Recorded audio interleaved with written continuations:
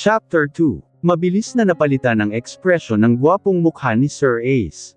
Mula sa pagkagulat ay biglang rumahistro ang inis sa mukha nito. Alam kong galit siya kagaya ng kahapon na nauna ko siyang nakita. Ganun din kasi ang paraan ng pagtingin niya nang nabad trip sa akin.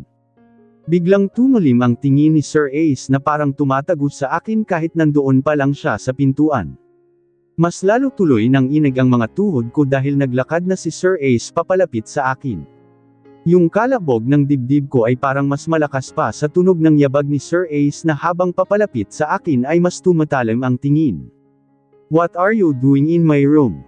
Sambit nito matapos ang ilang hakbang. May gulay. Bakit ba pasmado ang bibig ni Sir? Kahapon ay sinabihan Enli akong tanga at stupid. Ngayon naman ay mukhang magsasalita na naman ng masama sa akin. May towel doon sa bulsa ko na agad kong kinuha at pinunasan kunwari ang frame na hawak ko. Ewan ko kung nahalata niya talaga ako kanina na pinagpapantasyahan ang picture niya. Baka hindi niya naman napansin ang pagtitig ko sa picture. Not sure kung oo, pero sana ay hindi dahil baka isipin pa nito na na-love at first sight ako sa matandang kagaya nito. "Sir, naglilinis lang po ako ng kwarto niyo." Agad na sabi ko bago pa siya muling magsalita. Tapos ay yumuko ako. Hanggang sa tuluyang nakalapit sa harapan ko si Sir Ace dahil nakita ko na ang sapatos nito habang nakayuko ako.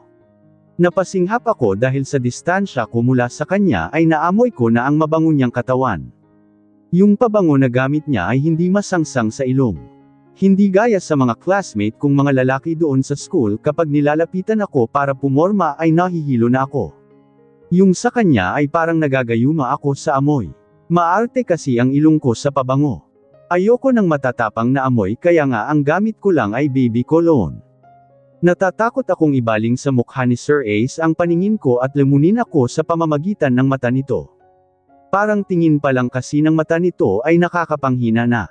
Buwisit na dibdib pa ito dahil ang lakas ng kabog. Ayaw makisamal na patigil tuloy ako sa pagpuna sa frame at napahigpit ang hawak doon. Parang doon ako kumuha ng lakas para labanan ang nagre-regoden kong dibdib dahil sa labis na kaba. "Who gave you the permission enter my room, woman?" Tandang pananong. Mariing tanong ni Sir Ace. Dahilan para mainto ako ng panandalian ang paghinga ko. Sobrang lapit niya sa akin. Parang kulang 2 dangkal ang pagitan ng mukha namin ni Sir Ace. Tiningala ko pa siya dahil sa matangkad siya. Tumambad na sa akin ang gwapong mukha ni Sir Ace. Nakagat ko ang ibabang bahagi ng labi ko habang pinipilit na labanan ang tingin nito. Napansin ko na ang tingin nito at naglandas na sa labi ko. Binitawan ko ang pagkakagat sa ibabang labi kaya alam kong nagdulot liyon ng pamamasa mula sa laway ko. Nakita ko ang reaksyon ni Sir Ace Venus, anong nangyari? Tandang pananong. Kinakabahan na tanong ni Ate Glady matapos lumabas ni Doña Natasha dito sa kwarto ni Sir Ace. Kinatok kasi ako ni Ate Glady dito sa kwarto at akala siguro ay mag-isa lang ako at patapos ng maglinis ng kwarto. Hindi niya alam ay nandito rin si Doña Tasha. Pero agad rin naman na nagpaalam sa amin ang Doña matapos na magbili na magpatuloy na lang daw muli kami sa trabaho. "Ate Glady." Agad ko siyang nilapitan at hinawakan sa kamay. Si Sir Ace bumalik siya at nahuli niya ako dito sa kwarto. "Ha? Bumalik?" Biglang namutla si Ate Glady. "Oo, ate, may nakalimutan kasi siya." Napatikip naman sa umawang na bibig si Ate Glady. Nanlalaki pa ang mata niya na parang hindi makapaniwala sa akin, Diyos ko. "Paano yan at nakita ka pala dito? Galit na galit ba? Nasaan na siya? Baka pati ako pagagalitan niya." Sunod-sunod na tanong ni Ate Glady na parang mas kabado pa sa akin na nakatanggap ng sermon mula kay Sir Ace. "Oo, ate. Galit na galit siya, pero nagmamadali rin kasi siya kaya wala siyang time magalit ng matagal sa akin." Tapos dumating pa bigla si Doña Natasha at pinapalas na siya kasi mukhang importante ang meeting ni Sir. Ilang saglit ay napahawak naman si Ate Glady sa sentido niya at mukhang biglang sumakit ang ulo. "Oh, siya, sige. Hayaan na lang natin muna. Malay mo pag-uwi niya mamaya ay malimot na niya ang nangyari." Ang sabi na lang ni Ate Glady. Alam kong halata pa rin sa mukha ko na parang hindi pa rin ako mapalagay. Ilang sandali ay sinabi ko pa kay Ate Glady na baka tanggalin na ako. Siguro ay naawa siya sa akin dahil sa pag-aalala ko. Pero nang sinabi ko kay Ate Gladys na binanggit ko kay Doña Tasha na pinagalitan ako ni Sir Ace ay ako naman ang kinampihan ng Donya ay medyo kumampant na rin siya. Kasi nga raw ay medyo ilag si Sir Ace sa mga magulang nito. Sila lang ang mga sinusunod ng masungit na lalaki na, yun. Parang natigil na sa labi ko ang tingin nito, Sir, dito po kasi ako nakatoka maglinis. Biglang sagot ko sa tanong. Natatakot akong ituro si Ate Gladys at baka mapag-alitan ito, kaya hindi ko na lang binanggit ang pangalan niya. Doon muling binaling ni Sir Ace sa akin ang tingin. I don't care kung dito ka nakatoka na maglinis sa kwarto ko, are you really stupid? Hindi ba na sinabi ko sa'yo na ayoko kitang makita? Matapos mo akong ipahiya kahapon. Just be thankful na pinigilan ako ng mga magulang ko na palayasin ka. Kung hindi ay sa kalsada ka papulitin. Napipina ako sa sinabi ni Sir Ace. Anong pinagsasabi niya na pinahiya ko raw siya? Parang baliktad yata. Sa pagkakaalam ko ay ako ang pinahiya niya at pinalyak pa niya pa sa harap ng mga kamag-anak. Magsasalita pa sana ako pero bigla akong nakarinig ng pagring ng cellphone. Napukaw na rin ang atensyon ni Sir Ace at napunta na doon sa cellphone na kinuha niya sa pants niya. Narinig ko pa ang pabulong na mura bago sinagot ang tawag at tumalikod sa akin at lumapit sa drawer. Humakbang ako paatras dahil malapit lang ang distansya sa akin ng drawer na katabi ng side table kung saan ko kinuha ang picture frame. Ayokong magkalapit ang mga katawan namin. Hello, Rose. Sambit ni Sir Ace doon sa kausap niya. Yung tono ng boses niya ay galit pa rin. Napapaisip tuloy ako na baka na-normalize na ang pagiging masungit ng amo ko na, Napansin ko pa ang pagtingin ni Sir Ace sa wristwatch niya habang tila nakikinig sa kausap sa kabilang linya. Just do all you can para hindi mo na mainip si Mr. Robinson, or I will fire you. I'll be there within 30 minutes. Make sure na hindi siya aalis. Nanlaki ang mata ko sa pinaghalong gulat at takot sa naririnig sa amo. Mukhang pinapagalitan pa nito ang empleyado. I think, nagmamadali talaga si Sir Ace today. Malamang may nakalimutan lang kaya bumalik. At kung minamalas nga naman ay natsyempohan pa ako dito. At mukhang tama nga ang hinala ko dahil pagkabukas niya ng drawer ay may kinuha siyang isang brown envelope. Padabog pa nito na isinara ang drawer at tumingin muli ng matalim sa akin. You're so lucky today because I'm in a hurry now. But I'm warning you. I don't want to see your face here in my room, kung hindi ay gagawa ako ng paraan para mapalayas ka sa mansyon na ito. Understood. Parang nabarahan pa ang lalamunan ko, bamuka ang bibig ko pero walang salitang lumabas. Tumingin pa si Sir Ace sa may bandang dibdib ko. Unconsciously pala ay nakayakap na ako sa picture frame at nakita niya patuloy. Sunod-sunod na tango na lang ang ginawa ko kahit labag sa loob ko. Sobrang naman manghamak ang amo ko na ito. Nakaka-degrade ng pagkatao. Nang magtama ang tingin namin ay salubong ang kilay nito kaya inalis ko sa pagkakayakap ang picture frame. Sakto naman na biglang bumukas ang pinto at bumungad sa amin si Doña Tasha. Mukhang nagulat rin ito dahil sa tensyon na abutan sa pagitan namin ng anak niya na. Ace, nakalimutan mo raw, yung importanteng documents na ipapakita sa kliyente. Sambit ni Doña Tasha na kay Sir Ace na nakatingin. Bigla ay parang na out of place naman ako dahil nandito ang mag-ina. It's here, Mom. I'll make sure na makakaabot ako sa meeting.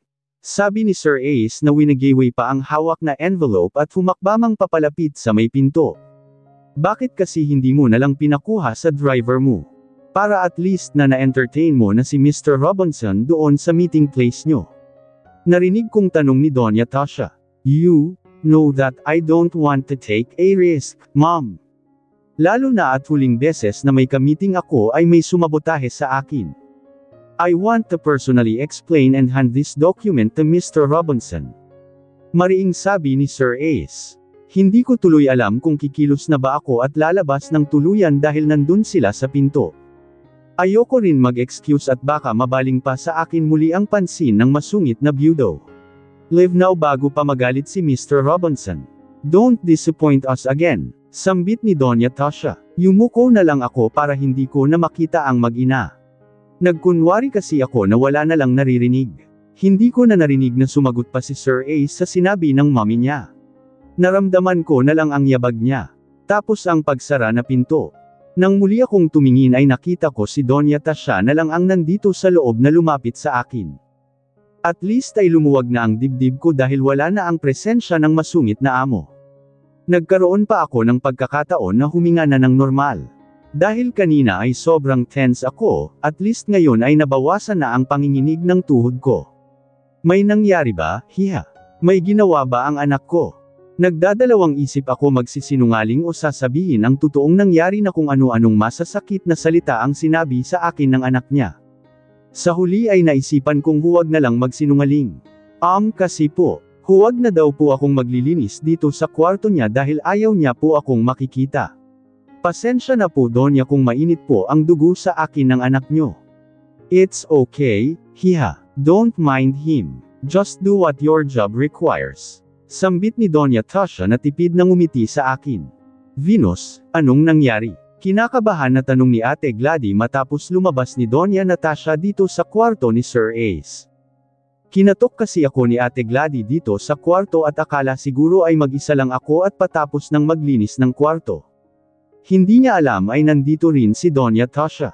Pero agad rin naman na nagpaalam sa amin ang Doña matapos na magbili na magpatuloy na lang daw muli kami sa trabaho. Ate Gladys, agad ko siyang nilapitan at hinawakan sa kamay. Si Sir Ace bumalik siya at nahuli niya ako dito sa kwarto. Ha? Bumalik? Biglang namutla si Ate Gladys. Oo, ate may nakalimutan kasi siya. Napatikip naman sa umawang na bibig si Ate Gladys. Nanlalaki pa ang mata niya na parang hindi makapaniwala sa akin, Diyos ko. Paano, yan at nakita ka pala dito? Galit na galit ba? Nasaan na siya? Baka pati ako pagagalitan niya. Sunod-sunod na tanong ni Ate Gladys na parang mas kabado pa sa akin na nakatanggap ng sermon mula kay Sir Ace. Oo, ate, galit na galit siya, pero nagmamadali rin kasi siya kaya wala siyang time magalit ng matagal sa akin. Tapos dumating pa bigla si Doña Natasha at pinapalas na siya kasi mukhang importante ang meeting ni Sir. Ilang saglit ay napahawak naman si Ate Gladys sa sentido niya at mukhang biglang sumakit ang ulo. Oh, siya sige. Hayaan na lang natin muna. Malay mo pag-uwi niya mamaya ay malimot na niya ang nangyari. Ang sabi na lang ni Ate Gladys. Alam kong halata pa rin sa mukha ko na parang hindi pa rin ako mapalagay. Ilang sandali ay sinabi ko pa kay Ate Gladys na baka tanggalin na ako. Siguro ay naawa siya sa akin dahil sa pag-aalala ko. Pero nang sinabi ko kay Ate Gladys na binanggit ko kay Doña Tasha na pinagalitan ako ni Sir Ace ay ako naman ang kinampihan ng Doña ay medyo kumampant na rin siya. Kasi nga raw ay medyo ilag si Sir Ace sa mga magulang nito. Sila lang ang mga sinusunod ng masungit na lalaki na, yun. Sigurado raw na kahit papaano ay protektahan ako ng mga magulang ni Sir Ace. Ayaw naman ng mga, yun na may inaagrabyadong tao ang anak nila. Kahit papaano ay pinakalma na lang din ako ni Ate Gladys sa mga binanggit niya sa akin. Pinilit ko na lang alisin si Sir Ace sa utak ko ng umagang iyon para mas makapagtrabaho ng maayos. Natapos rin naman agad ang pagliligpit ko sa kwarto ng masungit na amo. Malinis naman kasi, yung kwarto nito. Konting punes-punes lang. Kahit wala naman akong makitang alikabok. Tinulungan ko rin si Ate Gladys na maglinis doon sa kwarto ng pamangkin ni Doña Tasha na sina Sir Giovanni at Grayson. Nang pagkatapos namin na maglinis ng mga kwarto ay halos wala na rin naman akong ginawa. Nagkaroon ako ng time magpahinga at naging busy muli ng lunchtime para sa pagtulong sa paghahanda ng pagkain ni Doña Natasha. Siya lang naman kasi ang naroon na naiwan dahil lahat ng mga lalaking amo namin ay nagtatrabaho. Kahit si Don Ramon ay nagpupunta pa sa opisina para mag-asikaso ng negosyo nila kahit senior citizen na. Sa bagay, sa laki ba naman ng negosyo nila ay kailangan talaga nilang tutukan. Ang mga Ibanez ba naman ang nagmamay-ari ng isa sa pinakakilala at mayamang shipping line sa Pilipinas? At hindi lang iyon ang negosyo nila. Marami pa silang iba't ibang line of businesses. Pero yung Ibanez Shipping Corporation ay ang isa sa pinakamayamang negosyo sa Pilipinas kaya, yun ang tinututukan nilang mag-anak. Si Don Ramon daw ay isa sa board of directors at si Sir Ace naman ang kasalukuyang CEO. Habang ang dalawang pinsan niya ay parehong officer sa kumpanya. Yun lang din yung mga sinabi sa akin information para raw may alam ako tungkol sa mga Ibanez. Venus, halika na at maghain na tayo para kay Doña Tasha. Pagkayag sa akin ni Ate Trish. Nasa kusina kami. Tapos nang magluto sina Lola at kami na raw ang maghain. Sumunod din naman ako agad kay Ate Trish dala ang isang tray ng fruits at dummer echo ng dining area. Nang ihahain na namin sa dining area ay bigla namang dumating si Doña Tasha na halata ang pag-aalala sa mukha niya. Bihis din ito at may dalang bag, sa tingin ko hindi siya kakain dito sa mansion dahil mukhang may lakad sa poster niya. Venus, Trish, sambit niya sa amin. Iligpit niyo na lang ang mga pagkain dahil may kailangan akong puntahan.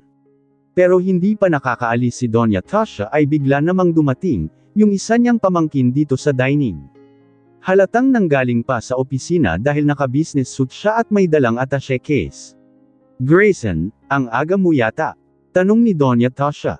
Nakita ko muna na tinapunan ako ng sulyap ni Sir Grayson bago tumingin sa tita niya. Seryoso lang naman ang mukha nito, parang mukhang bad trip nga ng pagkarating dito tita, nag-half day lang ako. May problema ba? Narinig kong tanong muli ni Doña Tasha habang kami ni Ate Trish ay kumikilos na para ligpitan sana ang mga pagkain.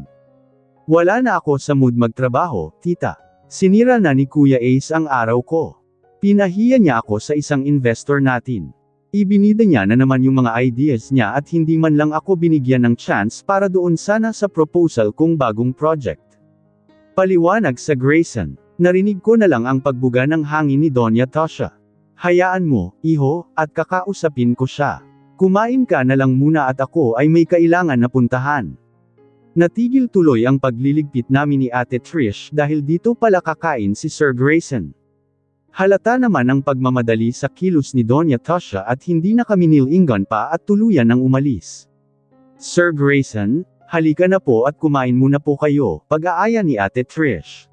Nakita ko naman nang umiti na si Sir Grayson. Mabilis pala siyang magpalit ng emotion dahil kanina lang ay inis na inis doon sa pinsan niyang masungit. Pero hindi siya kay Ate Trish nakatingin kundi sa akin. Nilapag muna Sir Grayson ang hawak niyang attaché case sa isa sa mga upuan at tapos ay lumapit sa akin. Hi, I'm Grayson, nilahad nito ang kamay. Ayoko namang mapahiya ang amo ko kaya agad ko yung kinuha at nakipag-handshake. Naramdaman ko pa na parang ayaw pa niyang bitawan ang kamay ko. Venus po, tipid na sabi ko at matapos ay pinilit kong bawiin ang palad ko. Venus, I like your name. Kasing ganda mo. Hindi pa pala tayo nagkakilala dahil sa nangyari kahapon about Kuya Ace. Pagsensyahan mo na si Kuya, ha? Siguro ay ganun talaga Kesengit kapag walang love life. Salamat po, sir, simpleng sagot ko at tapos ay ngumiti ako kay Sir Grayson. Ayoko naman kasing makipag-close dito at halatang type ako. Sa paraan pa lang ng pagtingin niya sa akin na parang hinuhubaran ako kahit maluwag ang suot ko. Ang lagkit kasi ng tingin niya. Tama sina Lola na babero itong si Sir Grayson. Mabuti naman at hindi na rin ako kinausap ni Sir Grayson hanggang sa matapos kaming magsilbi sa kanya pero nahuhuli ko siyang madalas na tumitingin sa akin habang may nilalapag doon sa table. Kaya nang pagbalik namin ni Ate Trish sa kusina ay panay tukso niya akin na type araw ako ng binatang amo. At nang malaman ni Ate Gladys ay nakitukso na rin siya. Mabuti at wala doon si Lola. Ako naman ay napapailing lang sa kanilang dalawa. Kasi naman ang katulad ko ay hindi dapat tinutukso sa mayayamang kagaya ni Sir Grayson. Para naman kaming langit at lupa niyan. At nakakahiya na malaman pa yon ni Doña Tasha at isipin na ambisyosa ako. Salamat na lang din at lumipas na rin ang araw na iyon na halos hindi na ako nagkaproblema. Kinagabihan kasi ay hindi ko naman na nainkwentro si Sir Ace. Siya lang naman ang parang tinek sa dibdib ko sa mansyon na ito. Pero nang nandun na kami sa maid's lounge bago pa man magsipagtulog sa kanya-kanyang kwarto ay nagkaroon kami ng pagkakataon na magkatsismisan at sinamantala namin dahil wala naman sina Lola at Nanay Aim na nagpapahinga na. Ayon topic na naman namin ang byudo na masungit. Hindi pa raw kasi umuwi at naglalasing sa bar. Narinig daw kasi ni Ate Gladys na kausap ni Don Ramon ang anak sa phone at tungkol na naman sa pag-aasawa ang topic. Kasi naman ay 36 years old na si Sir Ace at mukhang wala na raw balak na mag-asawa muli. Kaso si Don Ramon ay gusto nang magkaroon ng apo. Kaya ayon at baka daw forced marriage niya na lang at hahanapan ng mapapangasawa by hook or by crook. Kasi naman bakit pa kinukulit ni Don Ramon ang anak niyang bitter? Hindi pa nga nakaka-move on sa heartbreak kahit ilang taon na ang nakakaraan. Kaya minsan ay tayo ang napagbabalinggan, yamot na sabi ni Ate Trish. Kaya nga, sagot naman ni Ate Gladys. May ba tayo? Tuldok-tuldok. Ikaw, Venus, ha? Ang lakas ng karisma mo. Tinatanong nga pala ni Sir Grayson kung ilang taon ka na. Nauwi naman sa panunukso ang pag-change topic namin.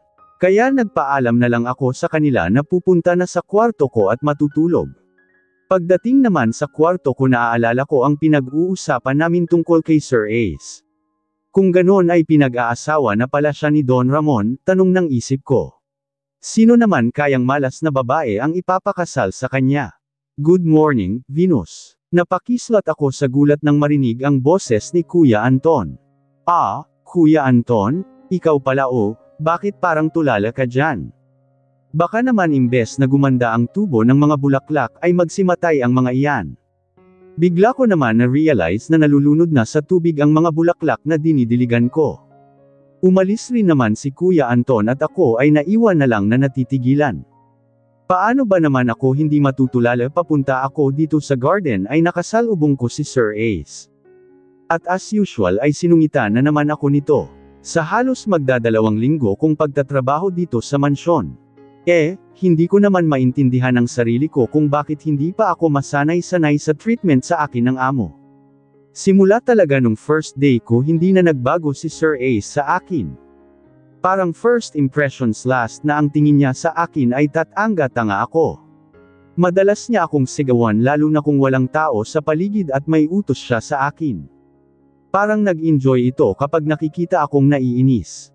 Kasi, pag nandoon si Doña Tasha, o si Don Ramon ay nagpipigil pa ito, Pero kapag may utos ito at konting mali ko lang ay puro panghahamak ang naririnig ko sa bunganga ng masungit na byudo.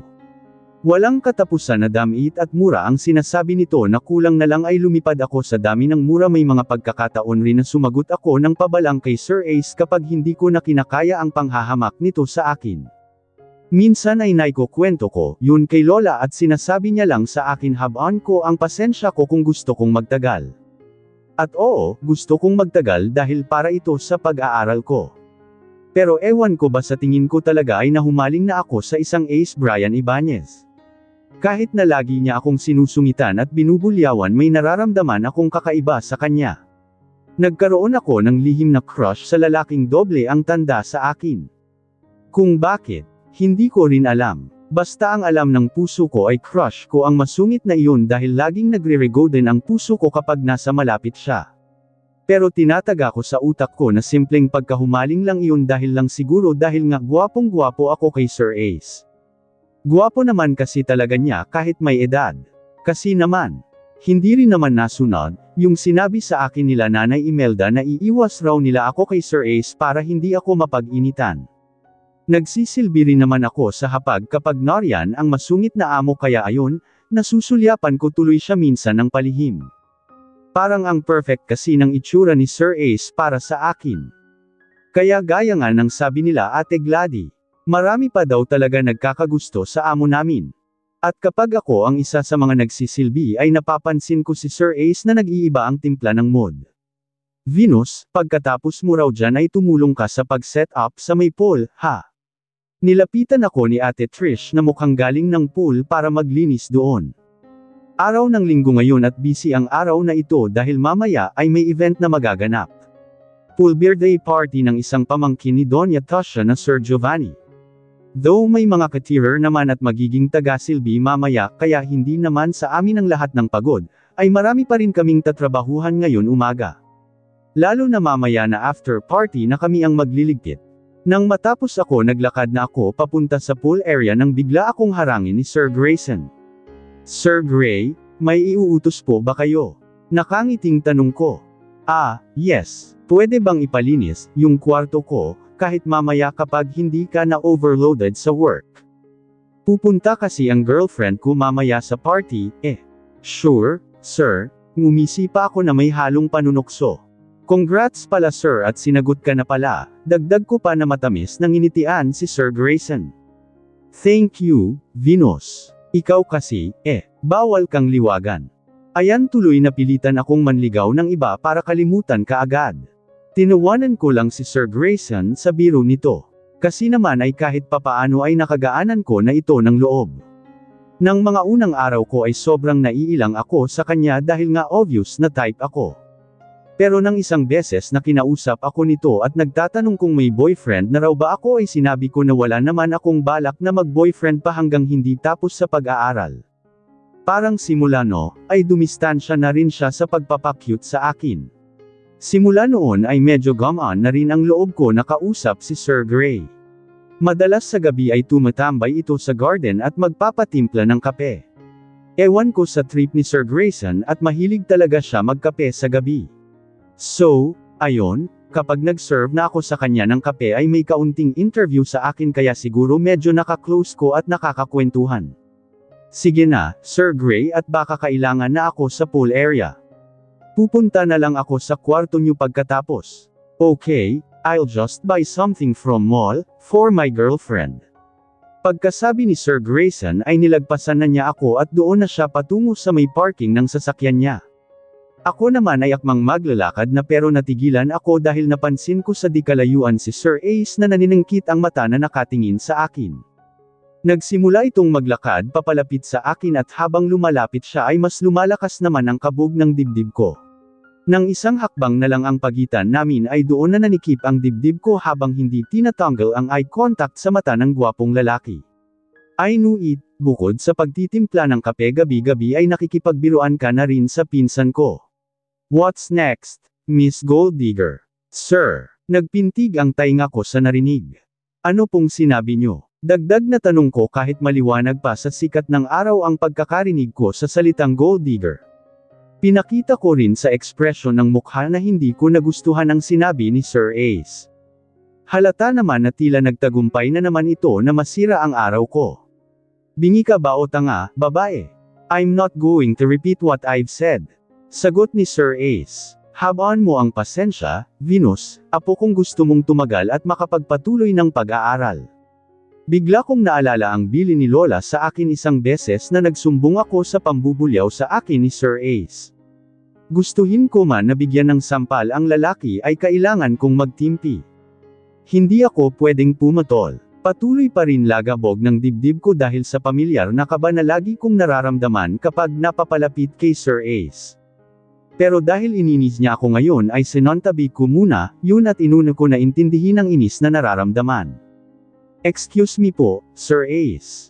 Busy po ako. Sinadya kong ipahalata na naiinis ang boses ko.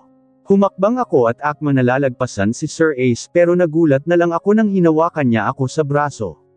Napahinto tuloy ako. Hindi lang napahinto, parang nanigas ang buong kalamnan ko dahil tila may kuryenteng damaloy mula doon sa parte na hinawakan ni Sir Ace at tila bawat himaymay ng katawan ko ay naapektuhan. Binaling ko tuloy ang tingin kay Sir Ace. Wala sa akin ang tingin niya kundi nandoon sa kamay niya na nakahawak sa braso ko. Mukhang nagulat din siya sa ginawa niya kasi agad rin niya na tinanggal ang kamay niya. Parang napaso siya. Hindi nakaligtas sa paningin ko ang paggalaw ng Adam's apple niya. Tumingin siya sa akin at nagtagpo ang mga mata namin. Doon ko mas nakita na parang nabigla nga siya pero agad din napalitan ng pagtalam ng tingin niya sa akin. Ako naman ay hindi alam kung anong i-react. Kasi ang tindi na talaga ng kabog ng dibdib ko. Nakadagdag na nadikit sa balat ko ang palad niya. First time kasi ito nangyari. Lalo na ngayon na mas malapit siya sa akin at naaamoy ko sa katawan niya, yung pabangong hinahanap ko na sa kanya ko unang naamoy. I hate people walking away while I'm still talking. Kaya, pag kinakausap pa kita, wala kang karapatang umalis hanggat hindi ko sinasabi. Understood, woman. Sambit ni Sir Ace gamit ang usual na tono nito kapag kinokompronta ako. Sa halos 2 linggo kong pagtatrabaho rito ay ang pangalan ko nga yata ay hindi alam ni Sir Ace. O, talagang siguro ay allergic lang sa akin kaya ayaw niyang banggitin ang pangalan ko. Kahit sigurado akong narinig niya naman kapag tinatawag ako ng mga magulang niya tuwing ako ang naghahain sa dining table at naroon siya. May kailangan pa po ba kayo, sir? Lakas loob na sabi ko. Alam niyo naman po na may party mamaya at busy ngayong araw kaya kailangan ko na pong magpunta sa pool area para mag-ayos at makatulong. I'm just warning you. Kilala ko ang mga tipo mong babae, tigilan mo ang paglalandi sa kahit sino sa pinsan ko. Ang sabi naman ni Sir Ace na hindi sinagot ang tanong ko. Paglalandi agad, nginitian ko lang at tinimplahan ng kape si Sir Grayson. Paglalandi na ba iyon? In the first place, paano naman ito nalaman na nagtitimpla ako ng kape para sa pinsan niya? Hindi ko naman siya nakikita, unless ay nakasilip siya sa bintana ng kwarto niya. Kasi mula doon sa kwarto ni Sir Ace ay tanaw ang table kung saan nagkakape si Sir Grayson. Hindi ako sumagot at pinilit lang na makipagka-eye contact kay Sir Ace kahit na parang matutunaw na ako sa titig niya. Dahil sa totoo lang nakakapanghina titig niya pa lang. Yung mata kasi niya kahit galit parang laging nangungusap. He has expressive eyes. Kaya siguro unang tama pa lang ng mga mata namin ay natulala na ako. At sigurado akong hindi lang ako ang babaeng nakakaramdam ng ganito kahit sobrang bata ko pa compare sa edad ng amo ko. Binabayaran ka para magtrabaho, hindi para mamungwit ng mayaman na lalaki para iahon ka sa hirap. I know your kind. Dagdag pa ni Sir Ace para lalong kumirot ang dibdib ko sa komento niya. Hindi ko na kayang tanggapin pa ang sinabi niya sa akin. Ang sakit naman noon. Para naman ang tagal niya na akong kilala para husgahan.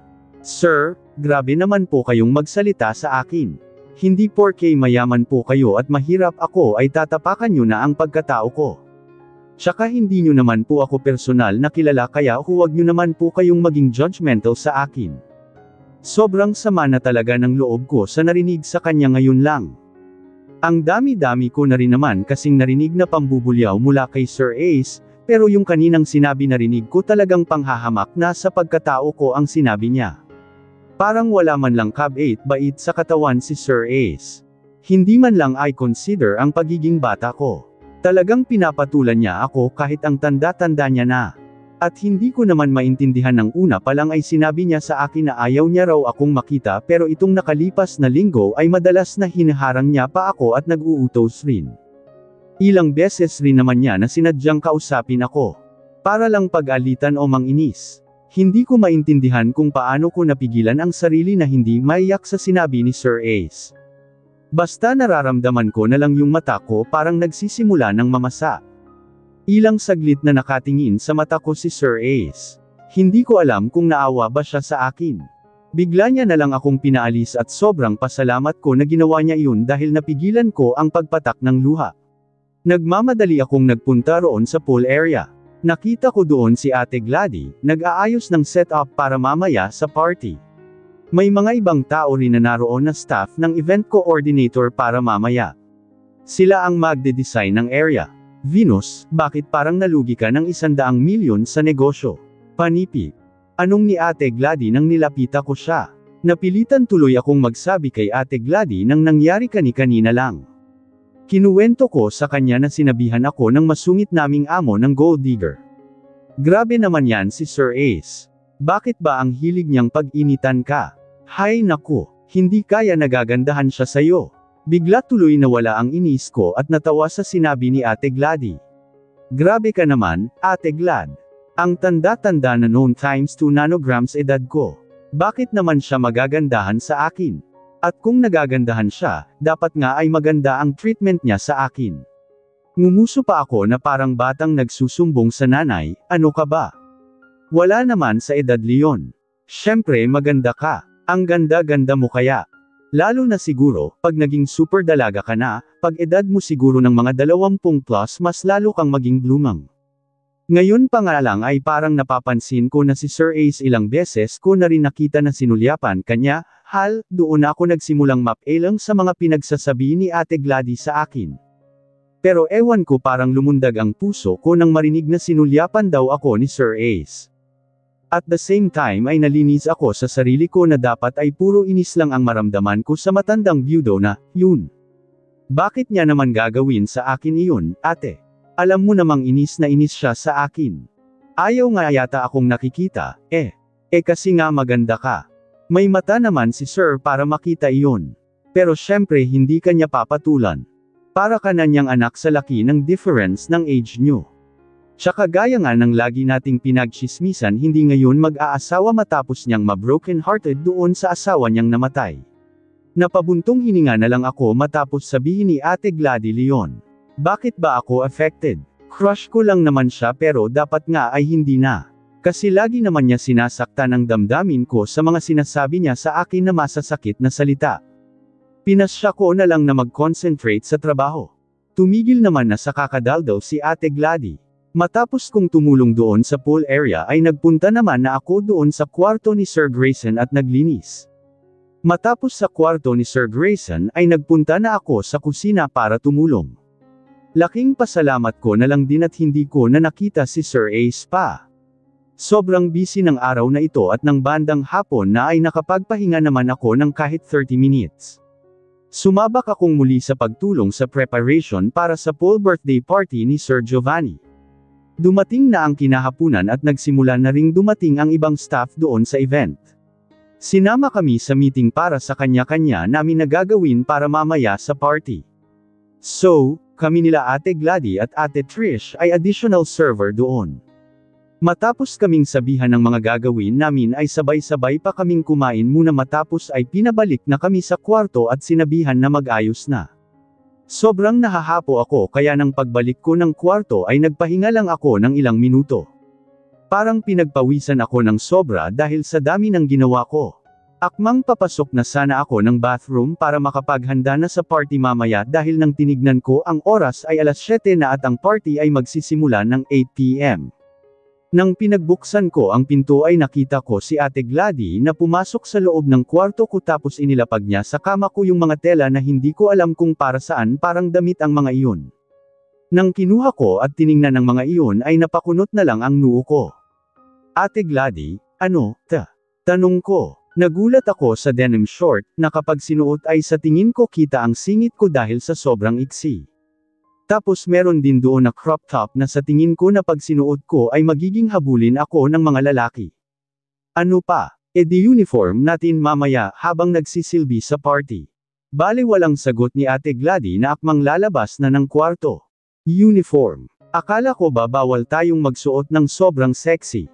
Bakit parang kita na ang kaluluwa ko dito? Sambit ko. Hello, baby girl. Full party, yun. Alangan naman na itong mga pangmanang natin na damit ang isuot natin. Tsaka conservative na tayo sa outfit natin na, yan mamaya. Kasi mga naka-swimsuit na mamaya ang mga bisita pati sila sir. Parang nakakahiyang isuot ta. Muli kong sambit. Bakit ka naman mahihiya? Feeling ko naman sexy ka. Tingnan mo nga, kahit maluwag mga damit natin, yung dibdib mo halatang pinagpala. Panipi.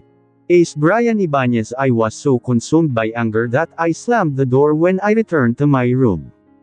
That stupid girl named Venus ruined my day. Again. Siya palang ang kasambahay na nagawa akong sagot-sagutin ng ganon. Nagpunta ako sa couch at naupo doon. I need to calm down. Ilang gabi na siyang hindi naalis sa isip ko simula ng unang beses ko siyang makita. And I hate it. Well, I admit that she is really beautiful and the first time I laid my eyes on her ay naakit ako. Her eyes are expressive na kapag tiningnan mo ay parang ayaw mo nang tumingin sa iba.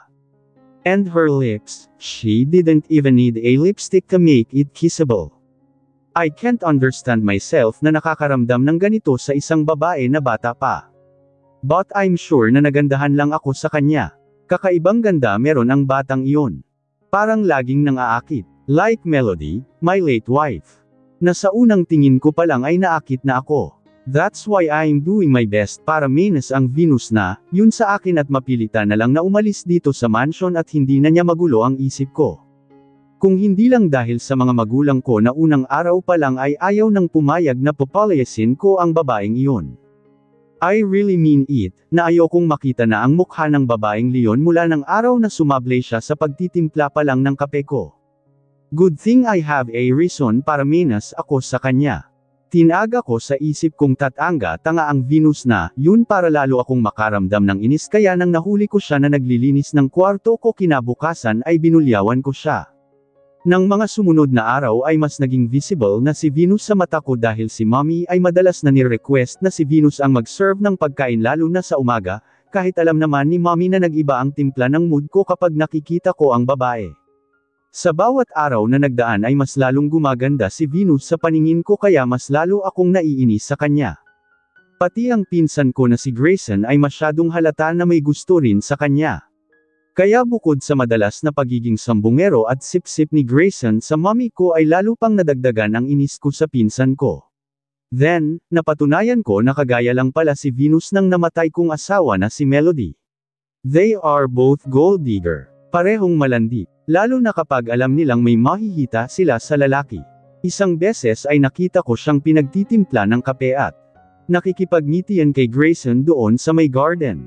Si Grayson na alam kong isang beses ay nasabihan ni mommy na huwag pumatol sa isang katulong at sinabi pa ni mom kay Grayson na nahahalata niya ang pagkagusto ng pamangkin kay Venus. I heard that one time. Malamang na napapansin ni mommy na madalas na nagpapapansin si Grayson sa apo ni Nanay Lisa. Masunurin si Giovanni at Grayson kay mommy kaya alam kong susundin ni Grayson si mommy at iiwas kay Venus. But obviously, may gusto si Venus kay Grayson at ito mismo ang lumalapit sa lalaking iyon. Halos gabi-gabi ay minamasdan ko siya habang kinakausap si Grayson doon sa may garden. Pinagtitimpla niya ng kape ang binata, and they are chit-chatting. Mas lalong kumukulo ang dugo ko kay Venus kapag nakikita silang magkasama ni Grayson. She's obviously seducing my cousin. Lagi kong inaabangan ang dalaga sa bintana tuwing gabi habang kausap si Grayson. I'm stalking them. Sa ginagawa ni Venus na pagseduce sa pinsan ko ay mas naaalala ko ang namatay kong asawa dahil sa pagiging gold digger nito. Naalala ko si Melody kung paano ang masaya naming pagsasama ay nauwi sa hiwalayan. Melody is an employee of Ibanez Shipping Corporation before. Unang beses pa lang nagsalubong ang tingin namin ay naramdaman ko na magiging future girlfriend ko siya. Hindi pa ako CEO that time nang una ko siyang nakilala. Simple lang si Melody pero ang lakas ng dating. She's beautiful, kaya unang kita ko pa lang sa kanya ay nahumaling na ako sa kakaiba niyang ganda. Pero nang mas nakilala ko siya ay mas lalo akong nahumaling sa kanya dahil sa ugali niya. Mabait si Melody, maalaga, she's a wife material kaya hindi ko na pinatagal at binakuran na siya. Madalas ko siyang eye-corner at ninanakawan siya ng halik. Nahirapan akong ligawan si Melody dahil hindi nito tanggap ang agwat namin sa estado. She's poor, breadwinner at maraming obligasyon sa buhay. Pero ang lakas na ng tama ko kay Melody. Babae ang lumalapit sa akin kaya hindi ako sanay manligaw. Pero iba si Melody, pinaghirapan ko na makuha ang matamis niyang oo, na binigay niya sa akin matapos ang halos kalahating taon ng panliligaw. Hanggang sa wala pang isang taon kaming magkasintahan ay inaya ko na siyang magpakasal. Sigurado na ako sa kanya. Masaya kaming nagsama ni Melody. Almost 2 years na kaming mag-asawa nang mahuli ko siya sa akto na may call ayaw na ibang lalaki. Doon pa sa sarili naming kama. I just returned from business trip that time at kulang na lang na makapatay ako nang mahuli ko si Melody having bed lover with one of my business partner, which is also mom's friend na madalas na dumadalaw sa mansion. Kaya pala madalas ang pagdalaw nito ay pati ang misis ko ay dinadalaw. Halos nagwala ako nang nasaksihan ko ang pagtataksil ng pinakamamahal kong asawa. Doon ko nalaman na kasabay ng pagpapakasal namin ay matagal na akong niloloko ni Melody. Kapalit ng pera. Mayaman ako at binibigyan ko na si Melody ng maraming pera, pero hindi ko akalain na maghahanap pa siya. Hindi ako nagkulang sa kanya, minahal ko siya. I'm faithful to her pero niloko lang ako. Hindi ko matanggap na niloko lang ako ng asawa. Wala akong kamalay-malay na 2 taon pala akong may ipit sa ulo. Nagpanggap lang pala siya na hindi interesado sa pera ko, but in fact pakitang tao niya lang iyon. Pinalayas ko si Melody sa mansion at isang araw matapos na umalis sa amin ay nabalitaan kong namatay na siya. Naaksidente ang sinakyan ni Melody na tricycle nang malapit na siya doon sa bahay nila sa probinsya. Halos hindi na nakilala ang bangkay niya nang nasunog ang tricycle. Magkahalo ang naramdaman ko sa pagkamatay ni Melody. Pati guilt na hindi dapat mamamatay ang asawa ko kung hindi ko pinalayas. Pati ang pamilya ni Melody ay nagalit sa akin at nanghingi ng 50 million para raw kabayaran sa pagkawalan ng anak nila. Hindi ako nagdalawang isip at binigay ang pera kung iyon ang magpapagaan sa loob nila. Hanggang ngayon, hindi ko pa rin kayang patawarin si Melody kahit nasa kabilang buhay na siya dahil sa pagtataksil niya. Simula nang mamatay ang asawa ko ay pinanggako ko sa sarili na laruan ko na lang ang mga babae. Wala akong seseryosohin kahit isa. Habulin ako ng mga babae at hindi ko kailangan na ipagpilitan ang sarili ko sa kahit kaninong babae. Sila ang kusang lumalapit sa akin kaya sagana pa rin ako sa kama kahit single. Hindi ako nauubusan ng bed bodies. Sila pa ang nagmamakaawa. That's why kahit pilitin ako ni Daddy na mag-asawa ay tumatanggi ako. Nadala na ako sa mga babae. I know my dad wanted to have a grandchild. I am the only child kaya ako lang ang pag-asa niya. Masyado raw tahimik ang mansion at gusto na niyang mag-alaga ng apo. Pero hindi ko kayang sundin si Daddy na magpakasal ako kung kanino niya gusto. I don't plan to get married. Kung bakit naman kasi na hindi na ako nasundan at nagkaroon ng kapatid. Para naman may ibang aasahan ang mga magulang ko para sa pangarap na apo. Maybe they are both busy. May businesses rin kasi ang mommy ko. Madalas siya na out of the country. Natatandaan ko palalo na ng kabataan ko na ng ibang bansa si mommy at halos taon bago bumalik sa Pilipinas, she's very busy. And my dad, naging busy sa pagpapalago ng business namin. Sir Ace, I heard Manang I'm knocking on the door. Tumayo ako at agad na pinagbuksan ng pinto si Manang. She looked sore when she saw me. Maybe because of my expression. Hindi ko pa rin kasi maitago ang inis ngayon. Why Manang? Pinapatawag po kayo ni Don Ramon. Magpunta raw po kayo sa office niya. I nodded. Matapos ay pinagsarahan ko si Manang ng pinto matapos sabihin na susunod na lang ako. Muli akong bumalik sa couch at hinilot ang sentido.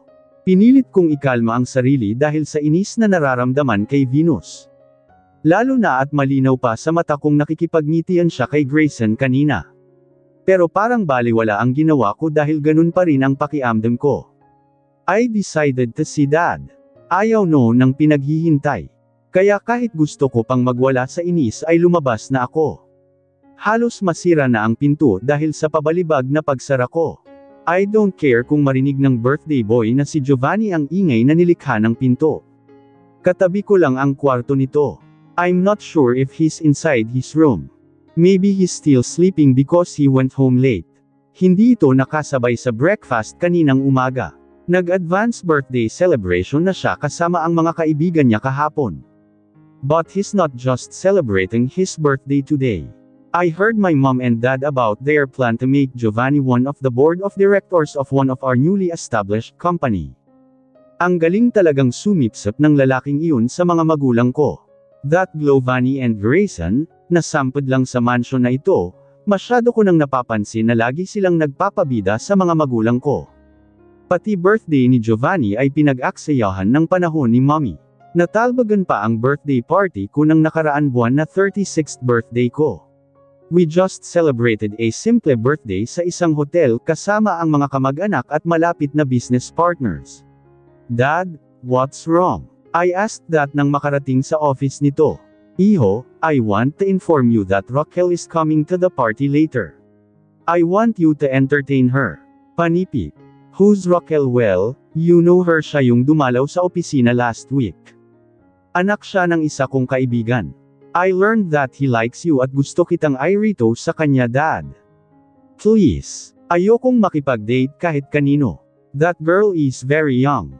Pinutol ko kaagad ang alam ko nang gustong ipahiwatig ni Daddy.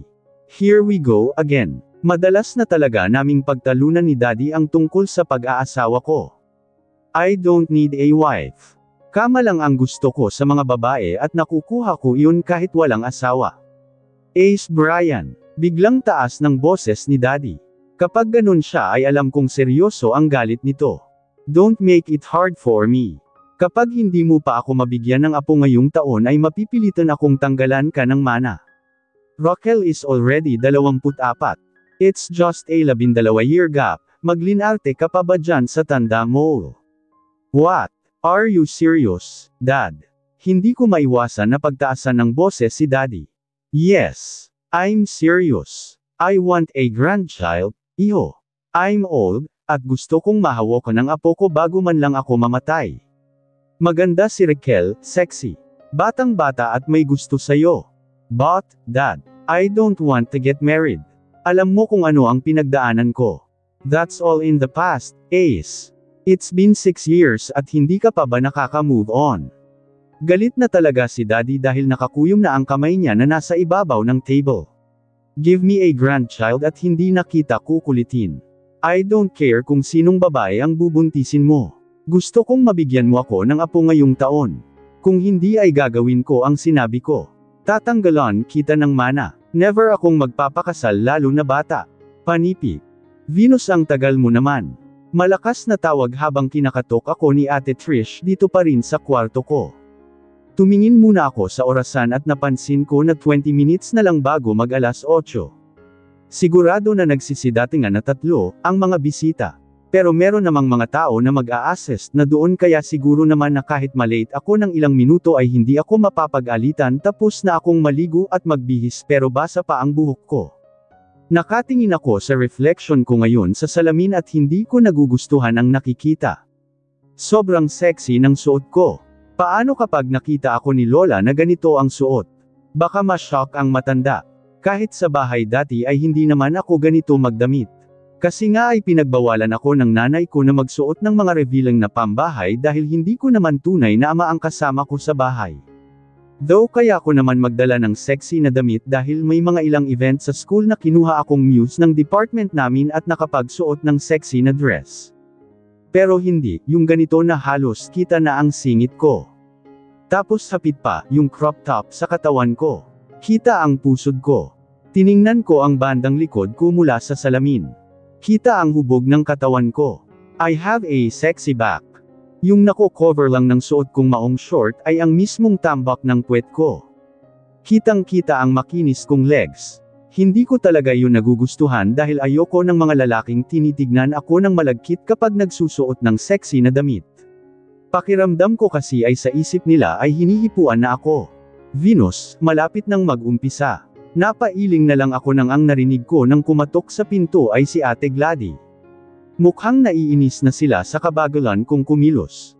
Ayoko nang magpa-importante kaya kumilos ako at binuksan ang pinto.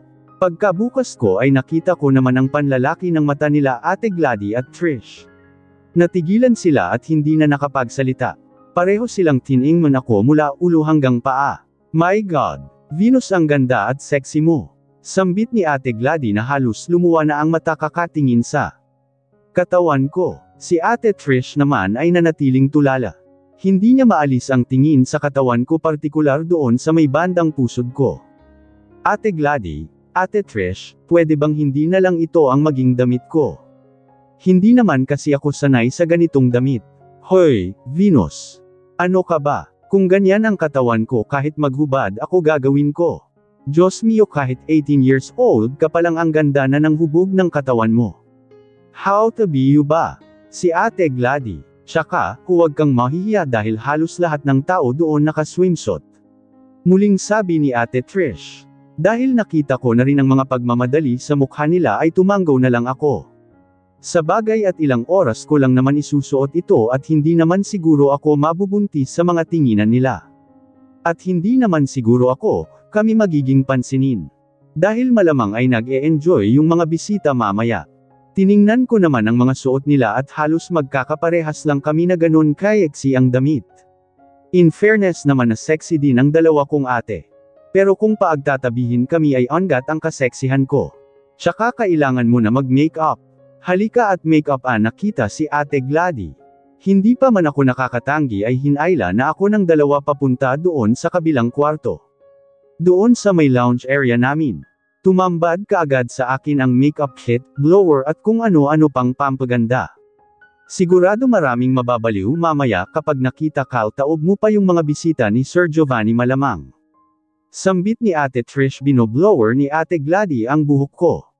Si Ate Trish ay nagme-makeup sa akin. Hindi na ako nagsasalita kahit kung ano-ano na ang sinasabi nila sa akin para na rin makapag-concentrate sila sa ginagawa at makalos na kami dito. I'm worried na baka pumasok pa si Lola dito at makita pa ako. Hindi ko pa nakikita ang salamin habang inaayusan ako. Kaya hindi ko alam kung makapal ba ang makeup na inapli sa akin.